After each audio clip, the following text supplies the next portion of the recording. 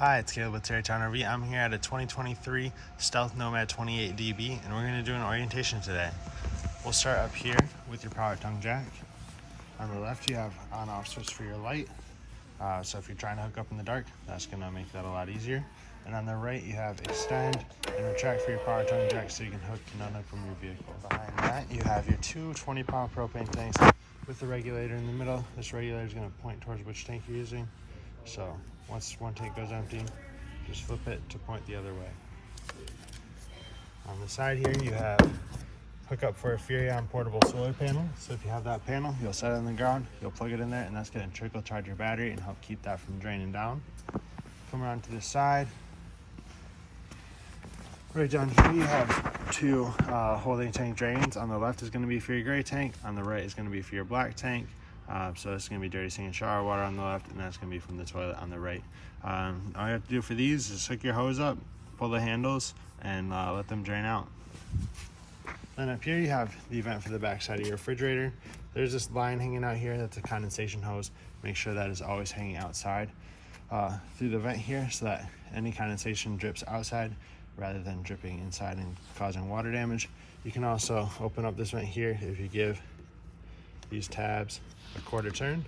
That's going to unlock that and you'll have access to the back if you ever need that. It's mainly for more service stuff because it's all the wiring and everything, but you do have access to that. Below that is your furnace exhaust vent, so that's going to be blowing out hot air when you're running your furnace, so you want to be sure you don't put anything in front of it that could burn or melt. Up here is your outdoor shower, hot and cold water with the shower head that's going to pull out, and then you can prop that up here. And to the right of that are all of your water connections. So on the left is your freshwater tank fill. So if you're rustic camping, you'll slide your hose in there. It's just a gravity fill. So slide your hose in there, turn it on, and it's going to start to fill your tank. You'll be able to check the levels of that on your monitor panel inside. And then if you're hooked up to water full time, you'll hook up to your city water connection there, and that's going to be what creates your water pressure. With the city water connection, I do recommend you use a water pressure regulator. A lot of times city water is, well, all the time city water is designed for your house. So it can be a little bit higher pressure than what's designed for an RV. So that water pressure regulator is going to help lower that into a more reasonable range for your RV. Down here, you have your water heater. This is a gas and electric water heater. Down in the bottom corner here, there's a switch for the electric portion, and inside there's going to be a switch for the gas portion. You have your anode rod here. That's going to go in your drain. You'll tighten that down to 1 1/16 inch socket that you'll use for that. Over time, that anode rod is going to corrode. That's completely normal. So you'll have to replace it every 2 or 3 years, but that corrodes so that your tank doesn't corrode. So when you have that in there, turn your water on, and it's going to start to fill the tank here. And then you can choose either electric or gas inside. For electric, make sure you have 110 power. For gas, make sure your propane is turned on. And when you're all done camping, take your anode rod out, let the water drain out, and you're all set there. Right up here is your 50 amp power hookup. So just a standard twist lock cord there. There's a 50 amp to 30 amp adapter as well as a 30 amp to 110 adapter up in your front compartment. And with this, I do recommend you use a surge guard to help protect all the electronics on the unit. It's a lot cheaper to replace a surge guard than it is to replace and diagnose all the electrical in the unit. Up here, you have an input for cable and satellite. So if you're staying somewhere that has cable hookup, or if you have a portable satellite dish, you'll hook your coax up right there. Come around to the back, to the rear gate. It's going to open like a standard cargo door. If I can do it one-handed. There we go. And we'll undo this one now.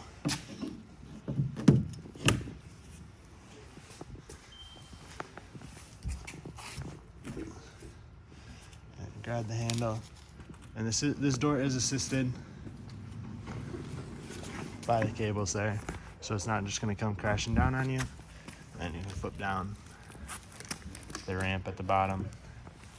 And you'll have access to the back there. Super simple and easy to use for you. And then coming around to the door side, you have your power awning. There is outdoor speakers out there and up front there. You have a mount for a TV on the side, so you can just slide that down in there and then hook up for your coax and 110 outlets there for a TV, or you can use those outlets for anything. And then up here in your compartment, you have a 25-foot freshwater hose. You have the 30 to 110 adapter and the 15 to 30 adapter that I talked about. And then you have a starter 10-foot sewer hose there. And then the last thing out here is going to be your big storage compartment up front. So you have the shelves up here. You have the crank for the jacks, which are in the rear. And then you have access to your battery box down there. That is going to be everything out here. We'll work our way inside now.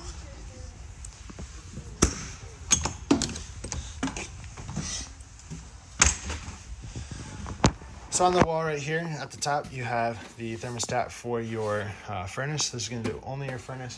Your AC controls are on the AC itself. So with this, you just have the slider up at the top. Just slide that to however hot you want to get it. And that will kick on. You hear that kick on in the background there. Just turn it off. Slide it all the way to the left. It'll click into place there. Below that, you have a couple light switches. So there's going to be interior here. This bottom one is the LED for your awning. Then you have the switch for your awning controls there. So you can hold it down, and your awning's going to start to extend out.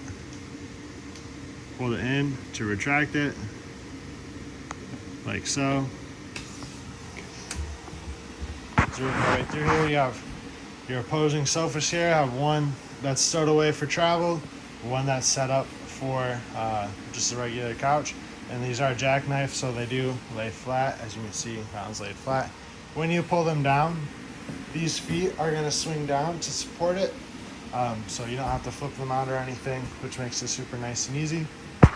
Right behind that is your control for your bed lift. So up and down, pull, hold down, and that's going to start to slide down. And you can see the second AC up here.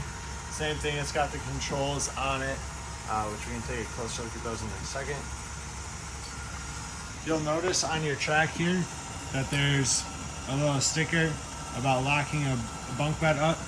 That does not apply to this bed lift because it is just a single bed. A lot of times they use these tracks in bigger fifth wheel toy haulers, and they have double bunks, and so that allows you to lock the top bunk all the way up. But this bunk is going to stop here in the middle. There's a little stopper in the track on all four sides that hold it in place. And we'll retract that back up.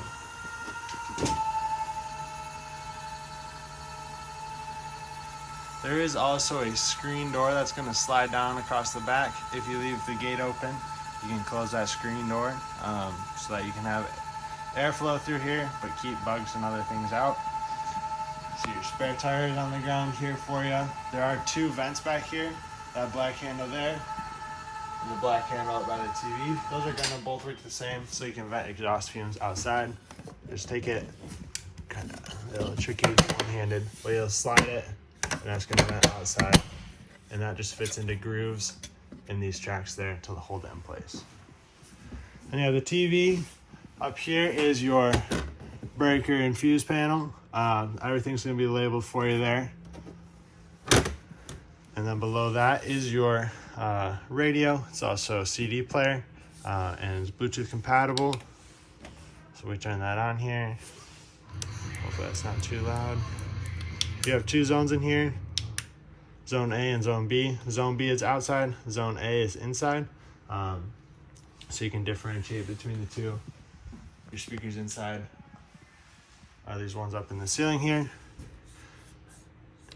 Turn that back off. And right down below that, you have USB chargers. You have the switch to turn your water heater on. This is for the gas portion. So once again, make sure your propane's turned on. Then you have your monitor panel here. So gray, black, fresh, and your battery. So for the tanks, it's going to light up to what level it's at as it fills up. And then for the battery, it's just going to light up to how charged it is. And then the switch at the bottom there is for your water pump to turn that on and off.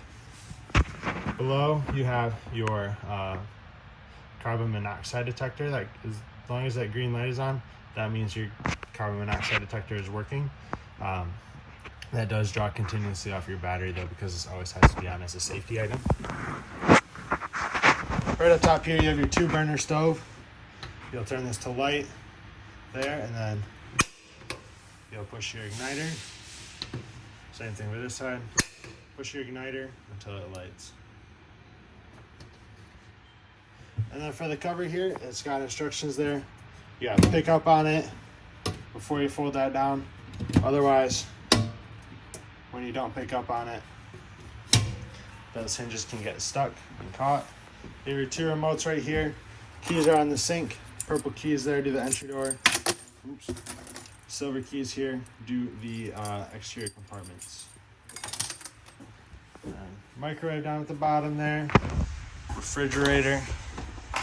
Controls for this are up top, so we'll turn it on. It's going to beep at us. Push it into auto. So auto is going to switch between gas and electric based off of what source is available.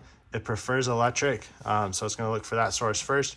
If it does not find 110 power, it'll switch over to propane. Otherwise, if you want to run it on just propane, you'll push that button so it sticks out, and that'll be gas only, and it'll try and light. If your propane's empty or it's not turned on, this is going to flash at you. That means that it failed to light. So just go double check your tanks and then turn it on and off again so that it can redo an ignition cycle. And all your instructions for that are right inside the door here as well. Head up into the bathroom and bunk area. So you have the 2 bunk beds up here.